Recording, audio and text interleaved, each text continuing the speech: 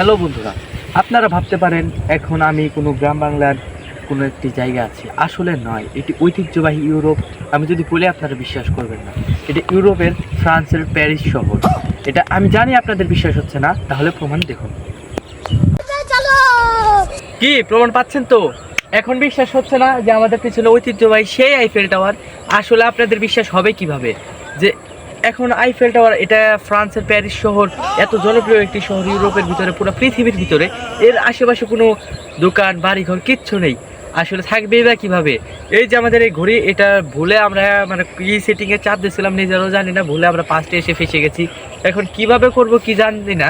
এখন আপনারা এটাও বলতে পারেন যে এটা প্যারিস, আমরা শিওর হলাম কিভাবে? এই দেখুন পাশে, সরি পাশে ওই যে দেখুন রাস্তা দিয়ে কিছু মানুষ যাচ্ছে। তাদের কাছ থেকে আমরা জিজ্ঞেস করেছিলাম যে এটা কোন জায়গা, তারা বললো যে এটা ফ্রান্সের প্যারিস। এখন আপনারা এটাও ভাবতে পারেন যে ওই সময়কার মানুষ কিভাবে বাংলা ভাষায় কথা বললো। আমরা তো বাঙালি, তারা তো ফরাসি ভাষায় কথা বলবে। আসলে তাদের মানে ওই সময় তো কোনো ভাষা ছিল না, এটা বুঝে নিতে হবে আপনাদের। অত কথা বাদ, সমস্যা নেই। তাহলে আপনারা আইফেল টাওয়ার উপভোগ করুন আর আমাদের আবার বর্তমানে ফিরে যাওয়ার জন্য সাহায্য করুন।